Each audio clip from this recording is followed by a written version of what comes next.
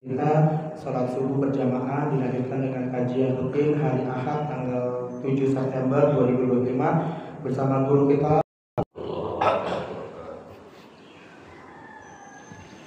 Bismillahirrahmanirrahim. Assalamualaikum warahmatullahi wabarakatuh. Alhamdulillah alladzi ja'alana minal muslimin wal mu'minin wal qanitin was sabirin was sadiqin wal khashi'in wal mutasaddiqin was shaimin wal zakirin. Asyhadu an la ilaha illallah wahdahu la syarika lah wa asyhadu anna Muhammadan abduhu wa rasuluhu la nabiyya ba'dah. Allahumma shalli wa sallim ala nabiyyina Muhammadin sallallahu alaihi wasallam wa ala alihi wa ashabihi ajma'in. A'udzu billahi minasy syaithanir rajim. Bismillahirrahmanirrahim. Wa takum minkum ummatun yad'una ilal khairi wa ya'muruna bil ma'ruf wa yanhauna 'anil munkar wa ulaika humul muflihun. Sadaqallahul azim wa sadaqa rasulul karim wa nahnu ala dzalika minasyahidin wa syakirin. Puji syukur kita panjatkan hanya kepada Allah yang Maha Ghafur, yang telah memberikan nikmat kepada kita semua sehingga pagi ini alhamdulillah kita mendapatkan rezeki yang tidak banyak orang dapatkan, yakni sehat ditambah dengan kemampuan untuk hadir di masjid salat berjamaah subuh, mungkin juga diawali dengan tahajud dengan salat sunnah, salat witir, karena kalau mau sukses katanya tahajud, kalau mau putra-putranya sukses tahajud. Sukses yang sesungguhnya, sukses yang tinggi di hadapan Allah. Kalau mau sukses juga diantaranya bangun sahur, bangun sebelum subuh. Kemudian dari fatahajjad bihi nafilatan laka asa ayyab'atsaka rabbuka maqaman mahmuda. Jadi kalau mau sukses dan suksesnya terhormat, nah itu diantaranya salat tahajud. Karena ada juga orang sukses tapi tidak terhormat.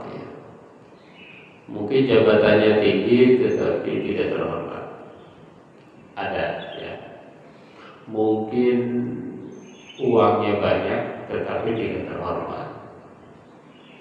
Di dunia aja ada kelihatan ya. Mungkin jabatannya tinggi tapi oleh manusia itu dipandang tidak bagus, apalagi mungkin dipandang Allah. Para bapak ibu jamaah yang dirahmati Allah, salawat dan salam mudah-mudahan senantiasa tercurah kepada Nabi Muhammad Sallallahu Alaihi Wasallam. Kemarin kita dihadapkan pada fenomena yang agak langka ya, di mana ada demonstrasi, tapi di Depok nggak kelihatan ya. Jakarta ya, Jakarta dan berbagai daerah, termasuk di daerah saya, di daerah Brebes ya, termasuk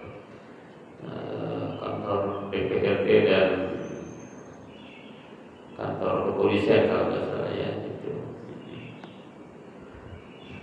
termasuk korbannya. Di mana lagi di Makassar ya, kita dengar di Cirebon, Tegal. Karena kebetulan kami ini ada grup WA, guru besar dan dosen berbes. Nah, di situ seringkali di-share info-info daerah Jawa Tengah, Jawa Timur juga ya, kantor wakil gubernur kalau nggak salah, dan daerah-daerah yang lainnya. Itu meskipun media sosial dilarang untuk live, tapi gambar-gambarnya nyampe juga ke kita. Mungkin tidak banyak, tidak. Kalau dibolehkan live dan lain sebagainya, diliput oleh lebih banyak lagi ya.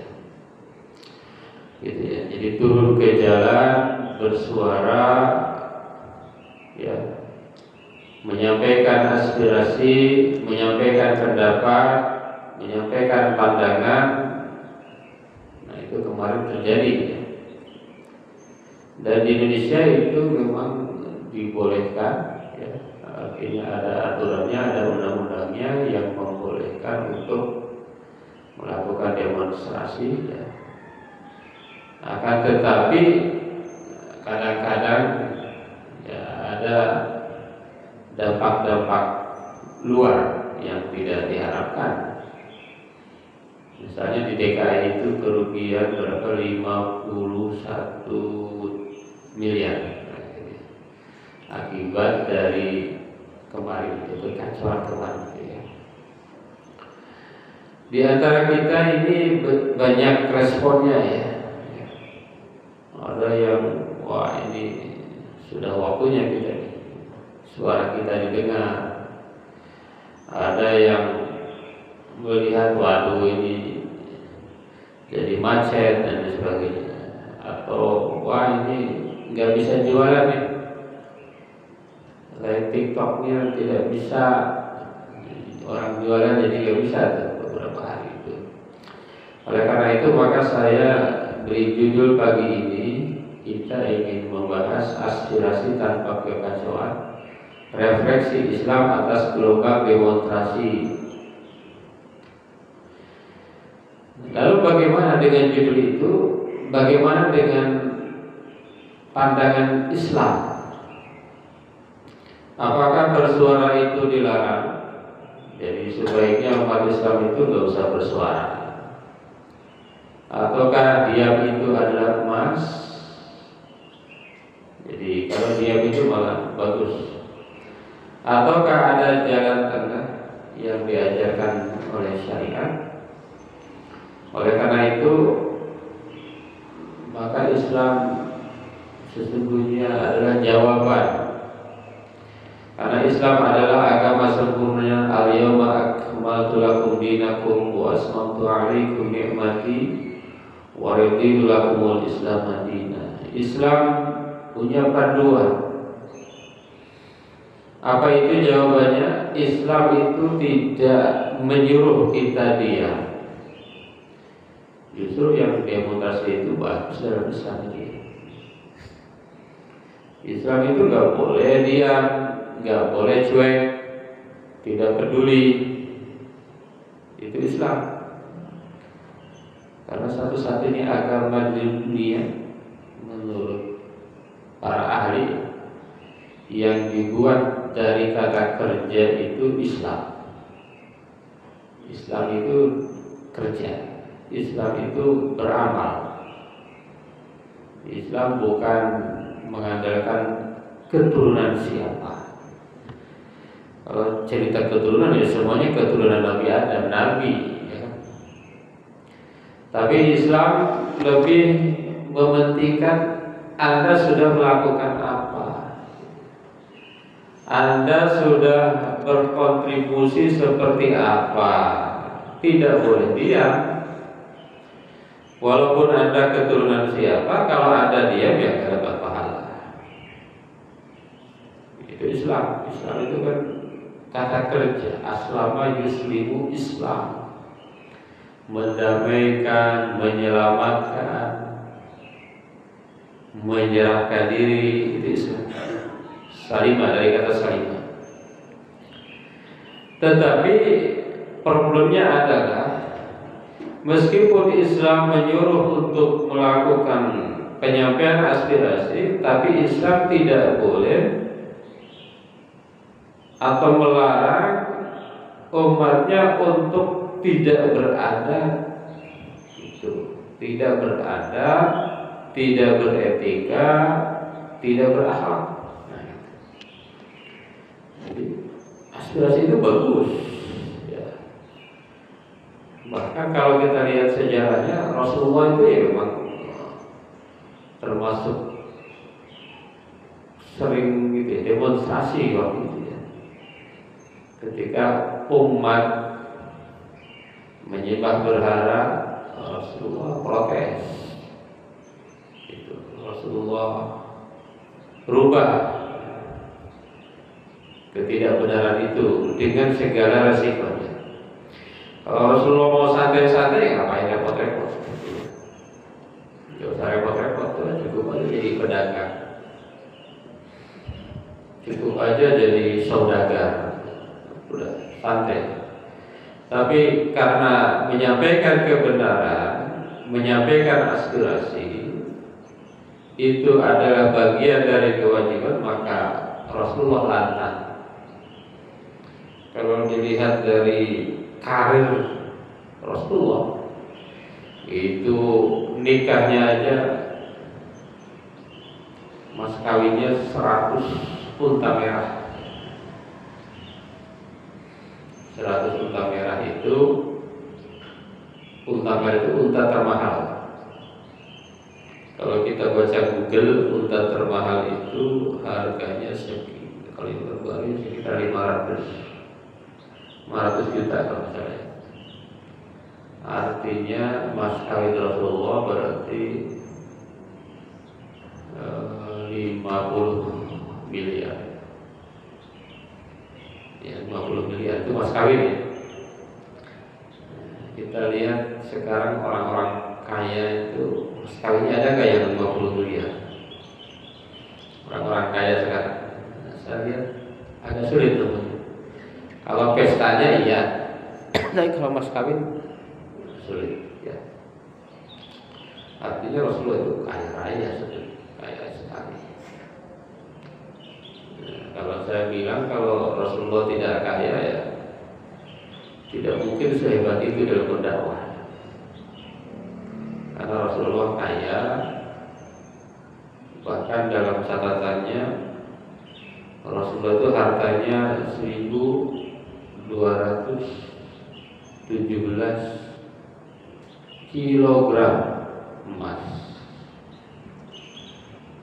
Sekarang emas itu di atas 2 juta ya. Setelah demonstrasi itu ada hikmahnya, emasnya naik, harga emas naik lagi. Kemarin itu ada berita harga emas tertinggi sepanjang masa. Itu setelah adanya di demonstrasi kemarin. Gitu. Jadi kalau mau enak-enak Rasulullah itu udah enak, nggak perlu repot-repot Rasulullah itu. Tapi karena menyampaikan kebenaran adalah kewajiban, maka Rasulullah lantang dengan berbagai resiko, diboikot, diusir, mau dibunuh. Ketika mau hijrah Rasulullah itu sebetulnya udah mau dibunuh, udah dikepung pagar betis. Itu kisahnya sangat populer. Hadirin jamaah kuliah subuh yang dirahmati Allah. Oleh karena itu ada 4 poin yang ingin disampaikan. Yang pertama adalah suara adalah amanah, aspirasi adalah kewajiban beramar ma'ruf nahi munkar. Yang pertama. Yang kedua, etika aksi, meneladani Nabi, meneladani akhlak Nabi, bukan mengedepankan kekerasan. Yang ketiga, jaga hati, jaga niat, ujian di tengah keramaian. Dan yang keempat, ukhuwah di atas segalanya, kembali ke meja musyawarah.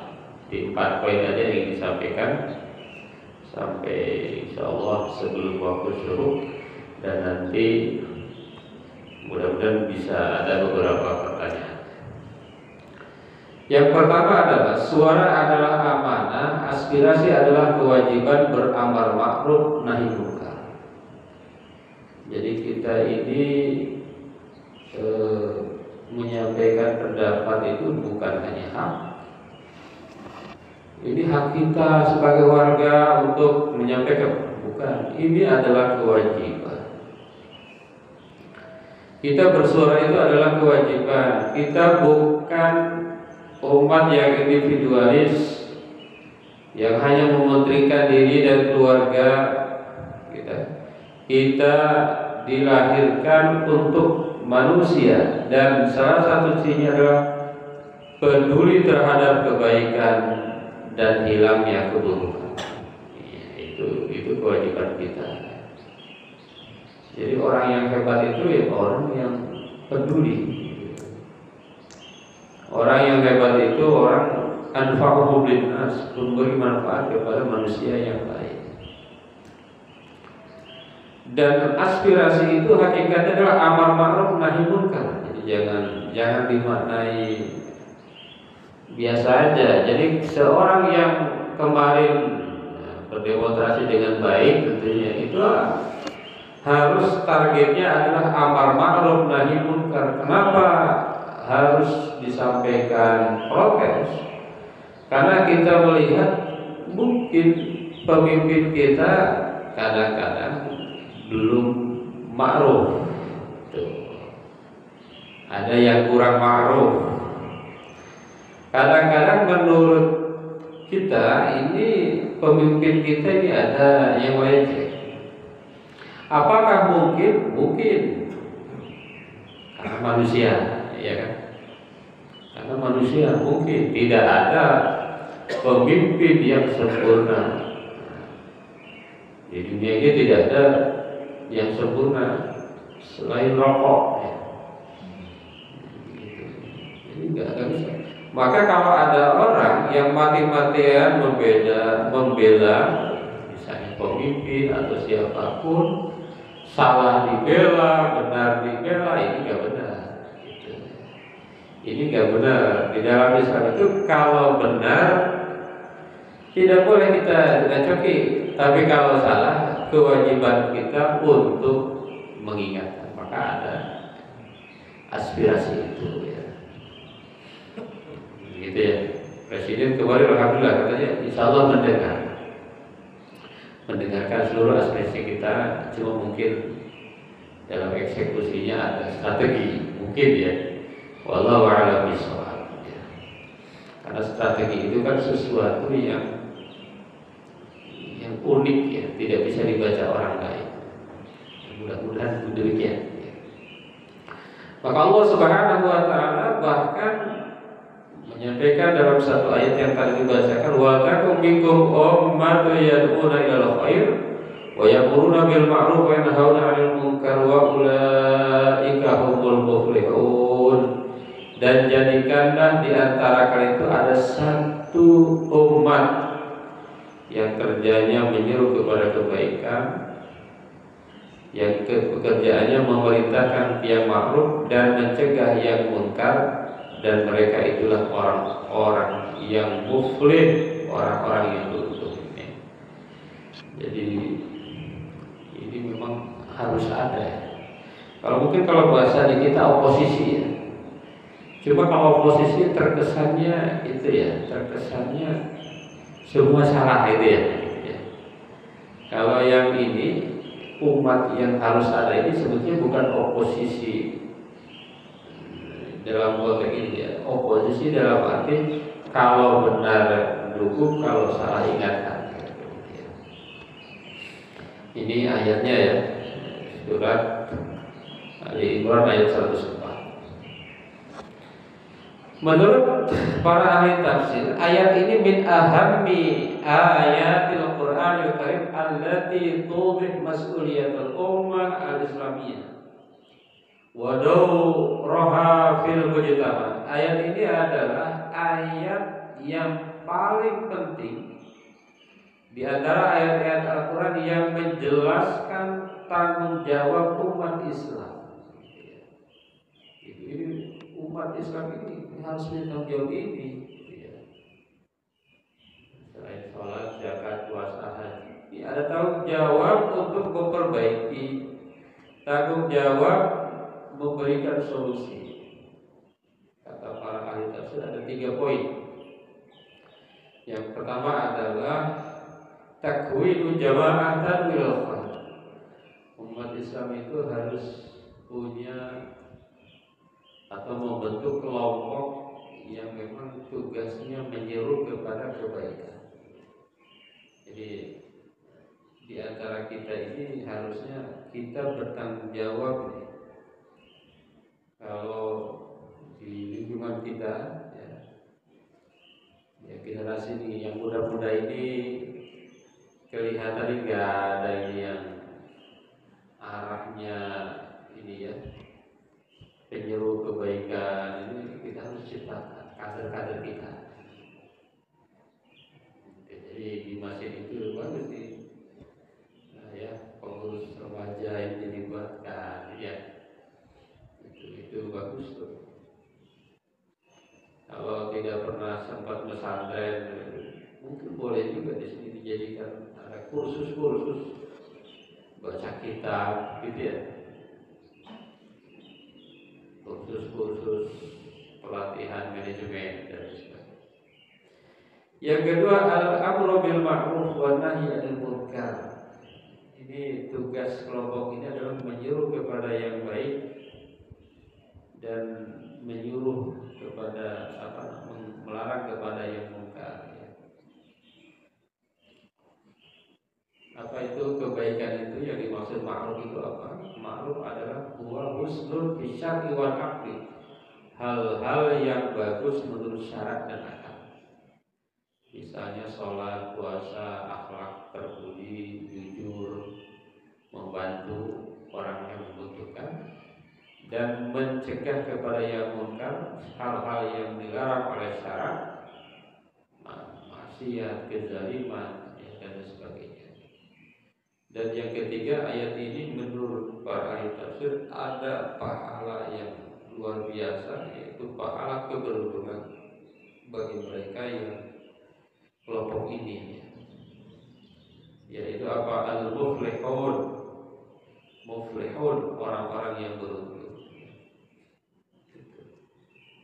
Maka ayat ini menurut ahli tafsir adalah dakwatun likulli muslim lil qiyam bi dawril fa'il fi nasril khair fil mujtama wa adamil iktifa bi dawril mutafarrij. Ini ayat adalah ajakan seruan kepada muslim untuk selalu menyebarkan kebaikan di masyarakat, termasuk menyampaikan aspirasi tadi ya. Tujuannya adalah agar menjadi semakin baik. Maka dalam hadis Rasulullah juga disebutkan man ra'a minkum munkaran falyughayyirhu bi yadihi fa in lam yastati' fa bi lisanihi fa in lam yastati' fa bi qalbihi wa dzalika adhaful iman. Kalau kita melihat kemungkaran, keburukan, maka rubahlah dengan tangan kita. Tangan di sini bukan dipukul. Para ahli menyebut tangan itu kekuasaan.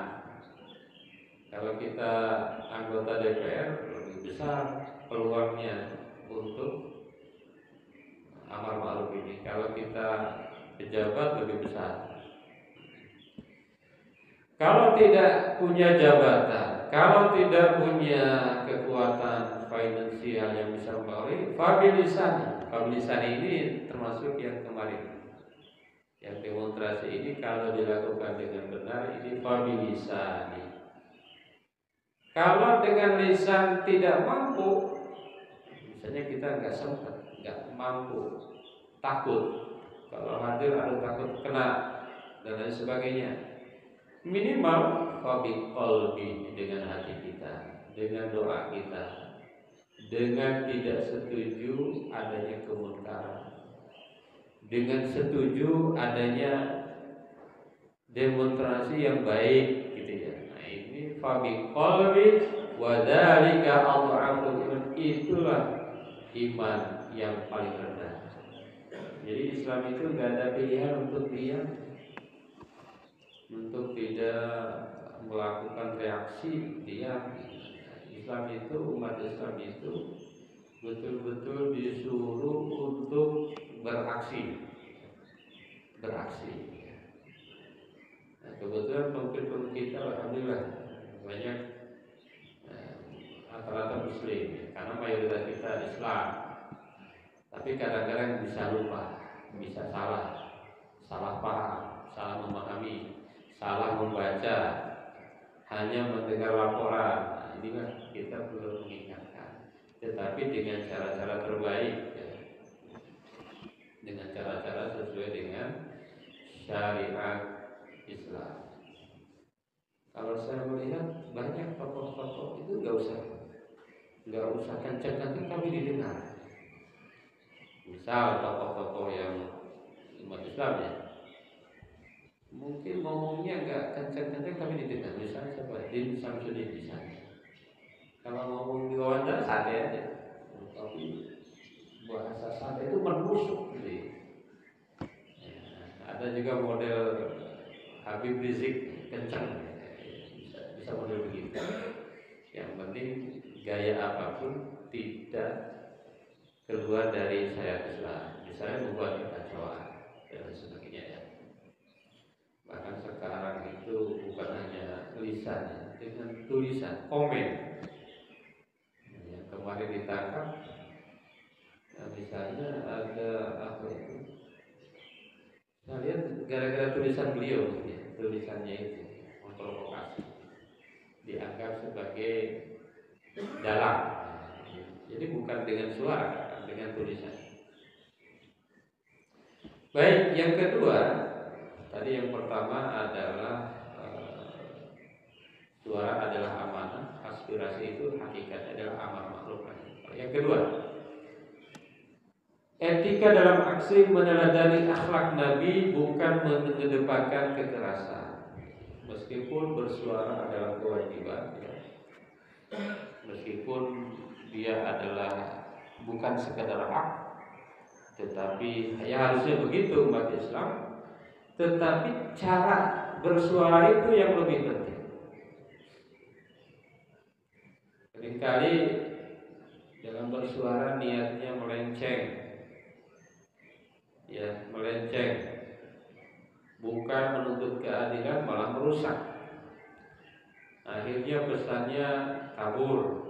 Nah, ini kalau mau demonstrasi, mau menyampaikan aspirasi, harus paham isinya. Kadang-kadang lagi wawancara, apa ini aspirasinya, nggak ngerti, ikut-ikutan aja. Bahkan bisa jadi ini merusak. Dakwah sendiri dianggap sebagai perusuh. Karena Islam mengajarkan untuk berakhlak mulia, bahkan dalam menghadapi musuh. Kalau lihat Rasulullah itu luar biasa dalam perang misalnya. Bapak Ibu jamaah tahu 2012 kami pernah menerjemah satu buku berbahasa Arab ke dalam bahasa Indonesia, kemudian diterbitkan di Mizan. Namanya Hukum Humaniter Internasional dan Islam. Itu yang saya baca memang luar biasa. Islam itu misalnya tidak boleh dalam perang itu orang lagi diam diserang, nggak boleh. Itu kalau mau perang itu harus ada kesepakatan dulu. Kita mau perang, oke? Jadi nggak boleh orang diam diserang, nggak boleh. Musuh itu harus siap, sama-sama berperang. Tidak boleh menghancurkan pohon, tidak boleh menghancurkan fasilitas umum, tidak boleh menghancurkan tempat ibadah. Di sini tempat ibadah, bukan masjid ya. Apalagi masjid, tempat ibadah apapun Islam melarang dalam keadaan perang sekalipun. Tidak boleh membunuh ibu wanita-wanita, tidak boleh membunuh anak-anak. tidak boleh membunuh orang-orang tua yang lemah. Kalau zaman dulu belum ada tentara, jadi yang tentara itu ya seluruh laki-laki yang kuat. Sekarang kalau sudah ada tentara, jadi itu kita harus sadari akhlak Rasulullah SAW. Betul, karena meskipun Rasulullah sering mengkritik, tetapi Rasulullah dapat gelarnya Al-Amin. Apa Al-Amin? Dapat dipercaya. Itu jauh-jauh hari sebelum diangkat menjadi nabi. Al-Amin, bayangkan. Jauh-jauh hari sebelum diangkat jadi nabi sudah Al-Amin. Kira-kira kalau Al-Amin itu orang tidak akan percaya kalau dikatakan nabi itu bohong. Orang gak akan percaya. Jangan kebalikannya, orang gak akan percaya kalau dia ngomong benar. Nah, itu kebalikan Al-Amin. Itu, jadi dalam keadaan apapun jangan memakai cara-cara yang salah. Ada juga yang positif, kalau begitu gak didengar. Itu kan ada setan-setan begitu ya. Kalau pakai Quran gak didengar. Padahal di dalam Islam itu nggak boleh, ya, nggak boleh, karena kebenaran itu pasti akan ketemu jalannya. Itu kalau ini nggak didengar, nggak begitu dalam konsep Islam. Ya. Dalam menghadapi penindasan, Rasulullah tidak pernah membalas keburukan, diludahi segala macam. Rasulullah tidak pernah membalas. Cuma ini sulit kita sulit mengikuti Rasul itu. Maka ada satu hadis, la dharra wa la dirar, tidak boleh membahayakan diri sendiri dan tidak boleh membahayakan orang lain. Jadi dalam aksi yang dilakukan oleh kita, kalau seandainya umat Islam ikut turun, tidak boleh la dharra wala dirar. Itu bagian dari salah satu kaidah usul fikih. Tidak boleh mencelakai diri sendiri, tidak boleh mencelakai orang lain. Jadi ada akhlak Rasulullah dalam menyampaikan aspirasi, termasuk tentu harus cerdas. Kalau saya, ini mohon maaf para jemaah sekalian, kalau saya baca khutbah Rasulullah itu tidak pernah khutbahnya panjang gitu ya. Tapi kata-kata singkat, padat, mengena. Singkat, padat, sangat mengena. Itulah Rasulullah SAW. Itu yang kedua. Yang ketiga, jaga hati, jaga niat, pujian di tengah keramaian. Ya. Jadi niat kadang-kadang di awal udah bagus. Ya.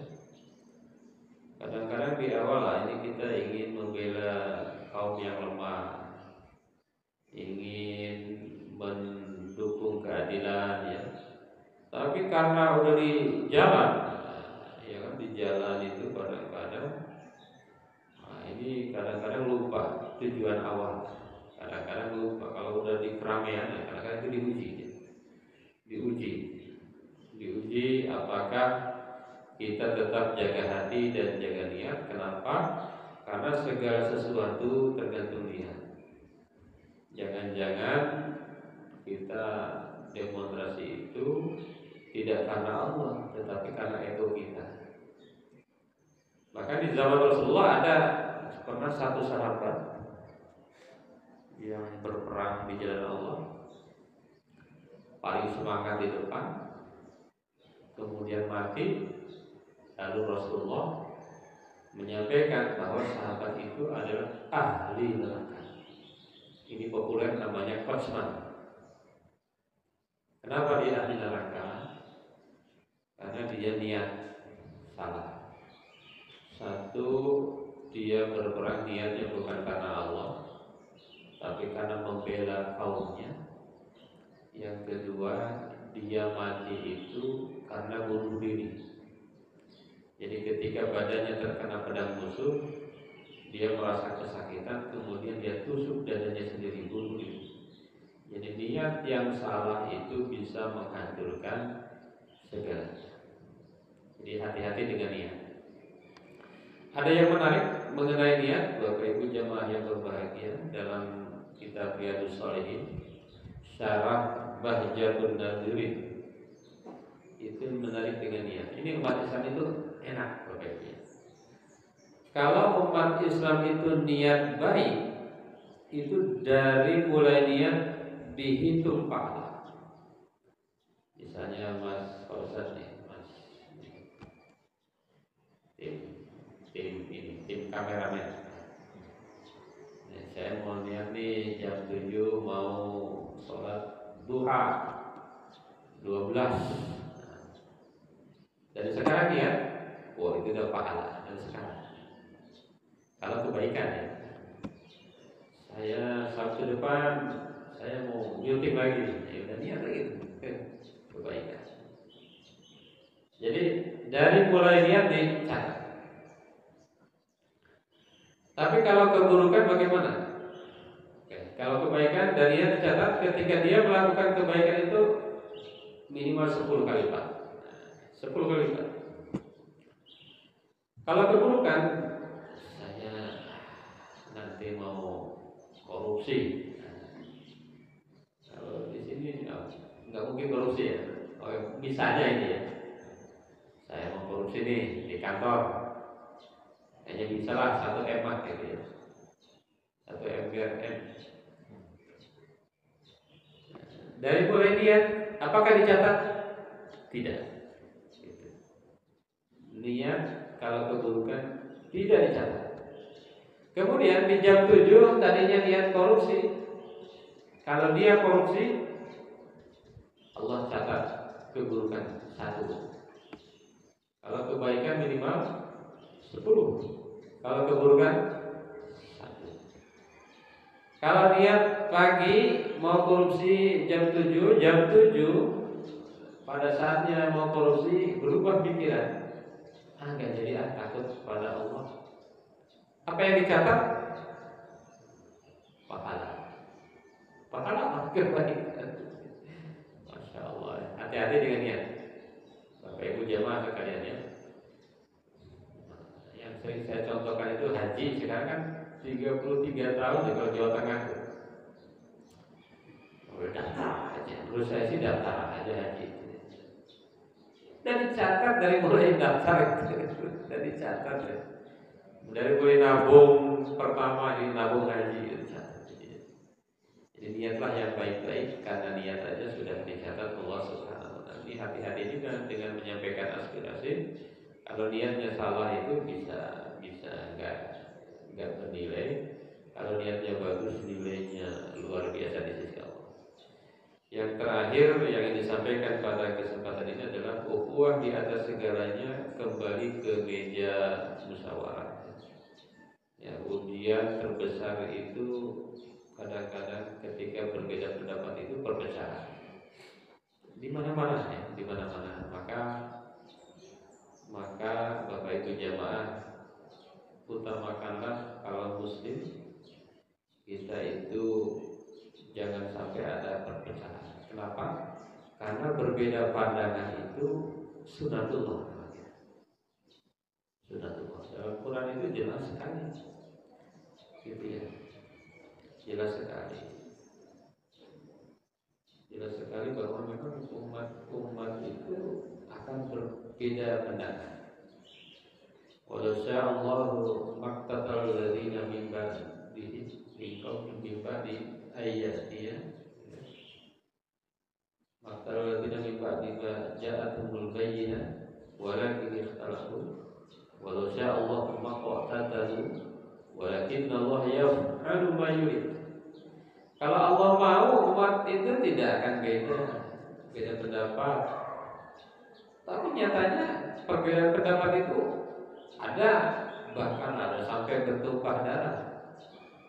Gitu ya. Walau Allah maqtatalu, kalau Allah berkehendak umat Islam manusia tidak akan berbeda-beda, tidak akan berperang.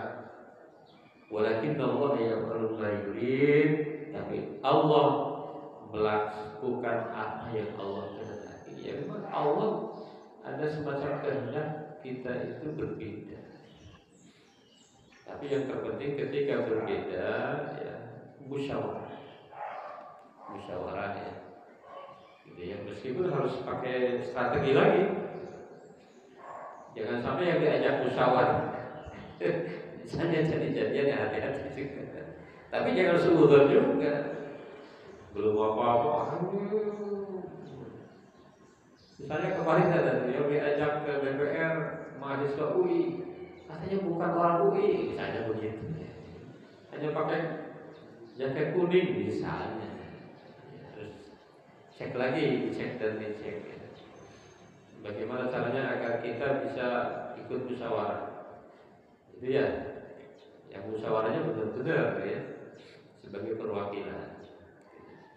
Dan kalau terjadi musyawarah, maka apa yang dilakukan? Innamal mu'minuna ikhwah fa aslihu baina akhwaykum wattaqullaha la'allakum turhamun. Ya targetnya karena kita sesama saudara.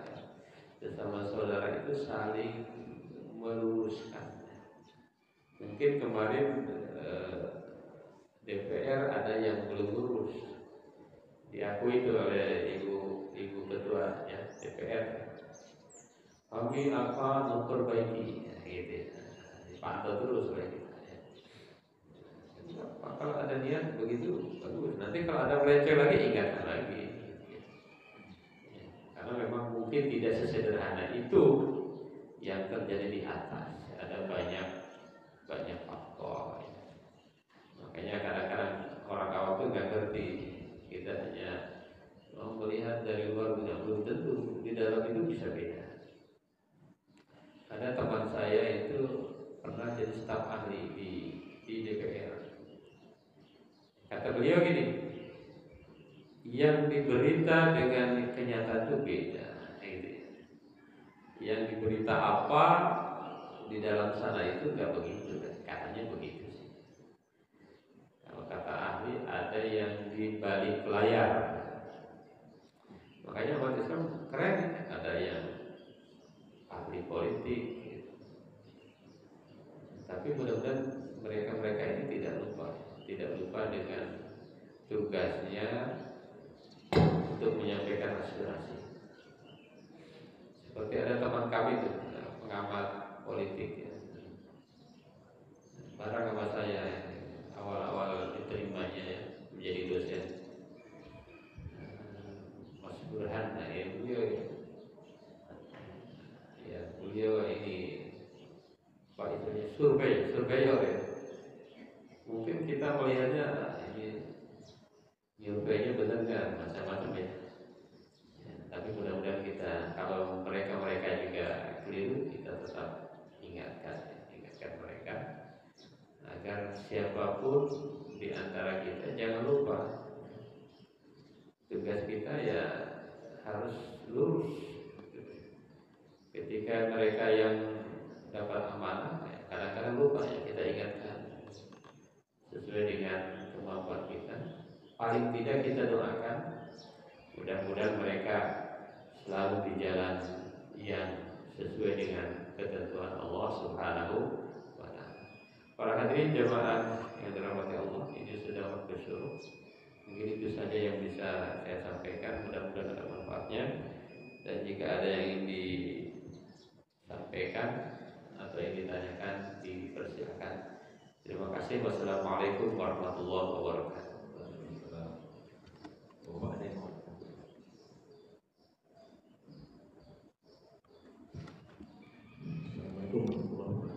Waalaikumsalam. Dari yang disampaikan tadi, saya lihat kerusuhan kemarin itu Ya. banyak yang ditangkap itu adalah anak-anak tangguh lah. Ya. Apakah selama ini tidak ada pendidikan bagi mereka? Kok gampang sekali tersulut gitu? Ya. Jadi ada yang macam ini, mereka senang gitu seperti melakukan perusahaan, Ya. Itu kan padahal pendidikan dasar agama ya, sampai tidak melekat di hati mereka. Dan terutama kan pendidikan dalam keluarga ya. Kalau saya lihat mak-mak itu kan rajin sekali ikut majelis taklim. Apakah tidak pernah memberikan isinya mengenai majelis itu, ataukah apakah lebih asik main gadget atau medsos daripada memperhatikan perkembangan anak? Bagaimana menyikapi hal ini? Assalamualaikum warahmatullahi wabarakatuh.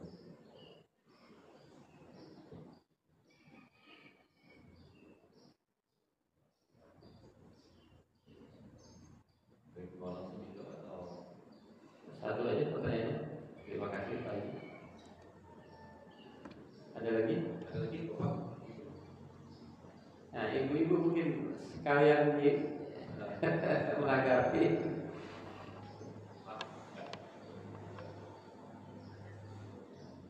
Ibu-ibu ada? Nah, ini katanya sering majelis taklim rajin tapi sering buka gadget. Terima kasih Pak Haji, ini kontekstual sekali ini pertanyaan atau komentar dari pembicaraan pagi ini. Banyak anak-anak yang ditangkap. Apakah pendidikannya kurang dan keluarga kurang mendidik? Padahal mama banyak ikut majelis taklim, tapi lupa dia lebih sering main gadget dibanding dengan mendidik anaknya. Bagaimana menyikapinya ya? Oke, saya kira anak-anak itu mungkin anak-anak sebagian oknum ya, anak-anak yang kurang terdidik. Jadi pendidikan di sekolahnya kurang bagus, di keluarganya kurang bagus. Saya yakin yang ibu-ibu itu rajin ke majelis taklim pasti bukan itu anaknya. Karena gini, ini kalau dicek di Mega Cinere atau di mana di kampung ya, satu kampung ya, itu yang rajin ke majelis taklim ada nggak 10%? Nah, kami di komplek sana di daerah Curug ya. Saya amati dari warga sekitar 200 itu paling tinggi majelis taklim itu 40. 40 Haji. Jadi artinya apa? Berarti baru paling tinggi, seringnya 30. Artinya mungkin 15-20% yang ke majelis taklim ya. Itu perlu diteliti. Ada nggak ini yang ibunya majelis taklim? Ini yang kemarin ditangkap gitu ya. Perlu diteliti. Baik, jadi jelas itu kurang pendidikan. Pendidikan dalam arti akhlak. Karena pendidikan itu yang paling utama adalah akhlak. Kalau pengetahuan itu kan ini apa namanya? Sekarang itu melimpah kalau pengetahuan banyak. Dari gadget, dari segala macam ya. Yang jelas ini pendidikannya kurang, di sekolahnya kurang. Di sekolah itu pendidikan agama misalnya hanya 2 jam, atau pendidikan budi pekertinya kurang maksimal. Yang kedua di keluarga, pasti karena faktor keluarga juga. Tapi kalau pendidikan di sekolah dan keluarganya bagus, insya Allah dalam tanda kutip aman. Saya melihat fenomena di kota umumnya anak-anak sekarang lagi arahnya ini disekolahkan di sekolah Islam. Umumnya itu nggak ada masuk kelompok itu umumnya ya. Jadi yang dalam tanda kutip pendidikan agama di sekolahnya bagus, misalnya mau saya sebut SDIT ya, atau madrasah, itu saya cenderung tidak melihat ya, meskipun perlu dicek lagi faktanya, termasuk golongan yang tersebut tadi.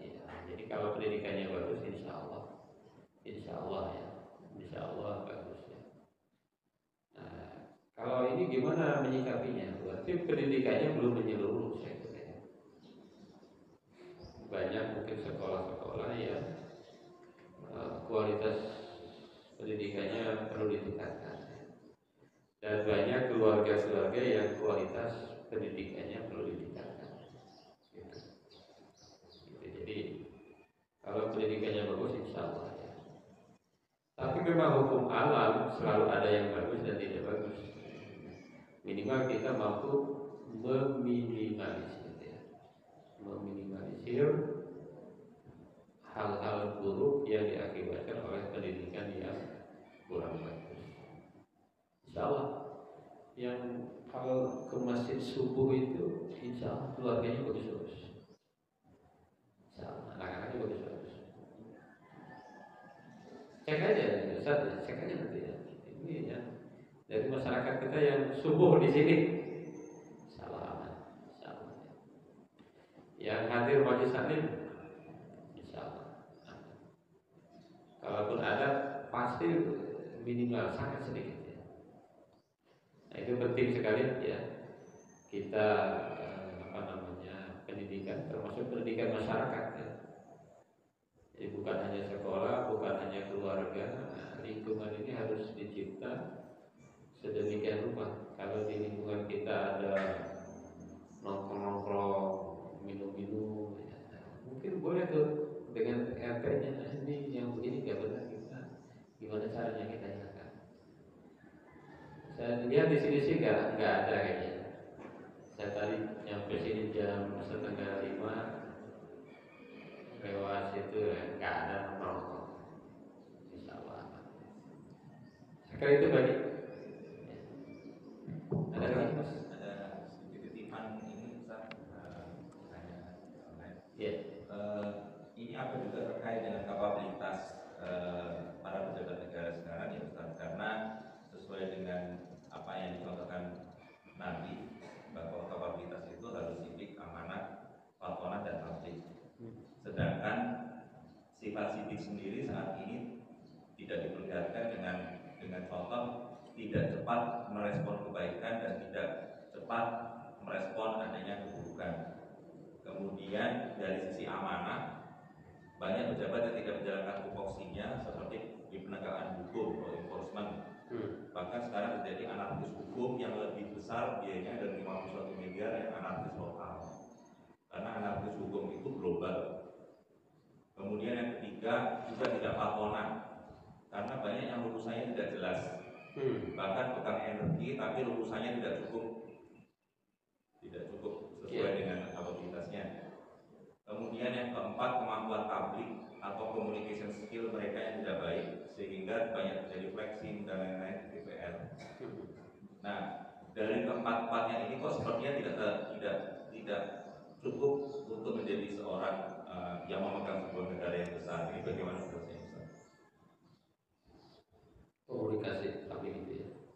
Ya, tapi Ini keren sekali. Ini kalau yang bertanya ini orang keren ya. Yang bertanya bukan orang sembarangan. Yang pertama sidik ya kita akui ya. Sekarang itu sulit nyari orang jujur. Apalagi ada money politik. Itu teman kami itu bikin buku tentang money politik Indonesia. Jadi sangat sedikit yang seperti Bang Komeng itu gak banyak. Tahu Bang Komeng? Katanya nggak bikin spanduk. Komeng yang itu. Yang lainnya meskipun ini tidak bisa diklarifikasi ya, ada habis sekian miliar. Cuma salah masyarakat juga, ya. Yang dipilih yang ngasih uang ya, memang begitu. Kalau ada yang ngasih 10.000, ada yang ngasih 20.000, ada yang ngasih 50.000, yang dipilih yang mana? Yang 50.000. itu Masya Allah, berarti masyarakat kita ya mungkin pendidikan dari masjid juga ini perlu kita kritik, perlu kita introspeksi ya. Nah, berarti kita itu belum menyeluruh dalam kejujuran. Amanah tadi ada anarkis hukum ya, sekarang itu ngeri ya. Jadi yang benar bisa salah, yang salah bisa benar. Ada istilah post-truth, ngeri. Yang menang di pengadilan itu harusnya yang benar. Tapi dengan adanya berbagai ada pengacara segala macam ya, kadang-kadang yang menang tidak yang benar. Ini betul-betul introspeksi kita semua ya. Sebetulnya kalau semua komponennya sidik, masyarakatnya sidik, aman. Masyarakatnya amanah, aman. Fatona, ini termasuk menarik juga fatona, karena saya akademisi. Kalau di dosen itu kan nggak boleh dia ngajar kalau bukan bidangnya gitu ya. Contoh begini Pak, kita bisa bahasa Indonesia, ya. Bahasa Indonesia bisa ngajar mata kuliah bahasa Indonesia. Dia bukan S2 bahasa Indonesia nggak boleh. Itu menurut saya bagus. Walaupun dia masih bahasa Indonesia, bukan S2 bahasa Indonesia nggak boleh ngajar. Kan jelas aturannya. Walaupun dia pintar, kalau belum S2 nggak boleh ngajar S1. Ya, aturan-aturan begitu menurut saya harusnya sih di bidang politik begitu. Ya karena saya orang pendidikan ya. Kemarin ada usulan anggota DPR minimal S2, menurut saya jangan S2, harus S3. Menurut saya pribadi ya. Termasuk guru-guru, saya tanya tadi ya, guru-guru menurut saya sih harusnya kayak New Zealand itu. New Zealand itu guru adalah kalau tidak salah ya, mudah-mudahan tidak salah, adalah lulusan 10 universitas terbaik yang boleh jadi guru. Kalau di kita kebalikannya, ya. Yang terbaik gak ada yang mau jadi guru. Bayangkan mas, 10 universitas terbaik yang boleh jadi guru. Mungkin universitas Islamnya itu UIN Jakarta, UIN Surabaya, UIN Malang, ya. UIN Jogja, UIN Bandung.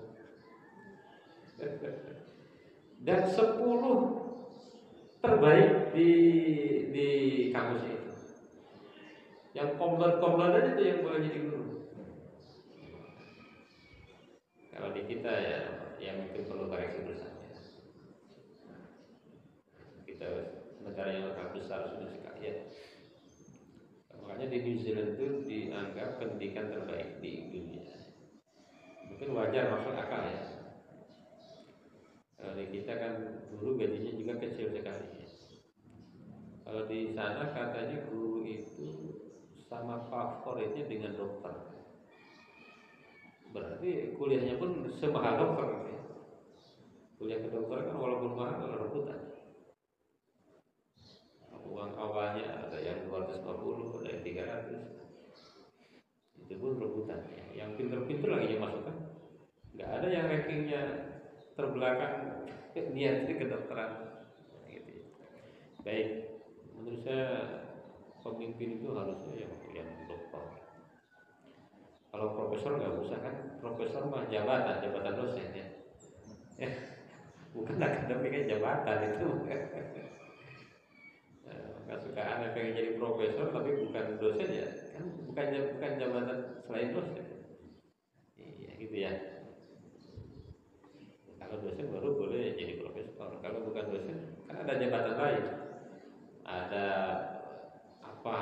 Misalnya di guru itu ada guru apa ahli apa gitu ya. Jadi istilahnya bukan profesor. Tapi di kita tuh kayaknya terkesan keren ya. Baik, termasuk yang terakhir dan tablik ya. Iya, komunikasi kita itu kadang nakut-nakuti, kurang lembut ya, itu ya yang membuat kekacauan. Karena kalau yang ngomong tokoh itu dampaknya bahaya. Kalau saya ngomong kan dampaknya kecil. Tapi kalau dia tokoh nggak boleh main-main. Karena dia disorot dan dilihat. Saya kira itu saja. Ada lagi? Cukup? Ada lagi?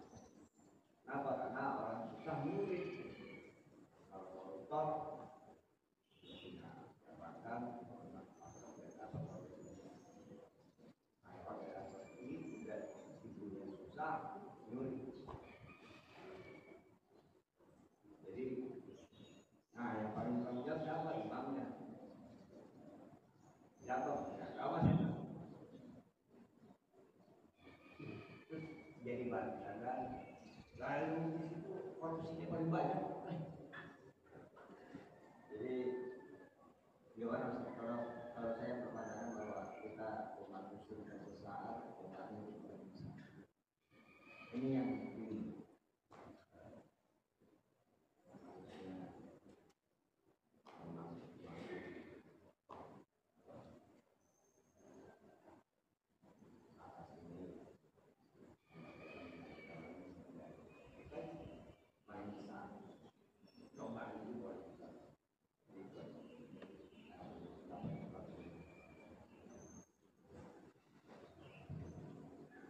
Ini luar biasa nih. Saya bisa disimpulkan pertanyaan? Ya terkait dengan pendidikan mental ya, terkait Iya. dengan yang menjadi tanggung jawab juga, dan termasuk guru dan ahli itu sangat lama ya. Dan bagaimana sekarang masyarakat kita juga lagi ada krisis gitu ya, mungkin atau masuk ke pejabat-pejabat yang mungkin kedekatan ulama dengan umar itu kan sebenarnya juga penting ya. Iya. Baik, ini kadang-kadang hari di akhir zaman Pak Haji ya. Akhir zaman itu hari. Makanya ada hadis yang apa namanya Gusar. Nanti umat Islam itu akan banyak pokoknya nanti umat Islam itu akan terbelakang ya. Lalu ditanya oleh sahabat, kenapa umat Islam itu jumlahnya sedikit? Rasul menjawab, nah umat Islam itu jumlahnya banyak. Nah, itu sekarang terbukti ya. Kalau jumlahnya umat Islam banyak. Jangan-jangan kalau statistiknya benar ya, menurut saya sih jangan paling banyak umat Islam. Kalau menurut statistik yang ada kan 2 miliar umat Islam. Tapi fakta yang masuk Islam itu berbondong-bondong makin banyak.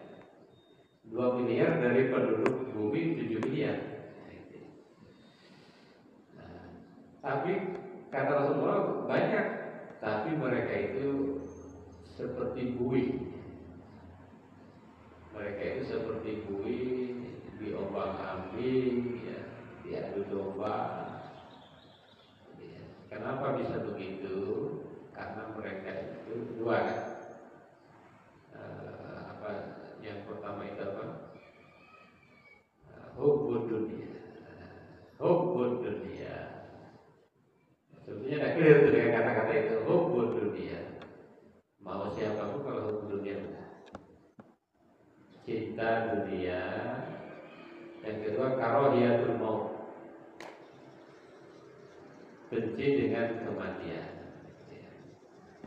Tentu ulama-ulama kita banyak yang bagus ya, tapi mungkin ya selalu ada mungkin ya faktor hukum dunia, selalu ada saja.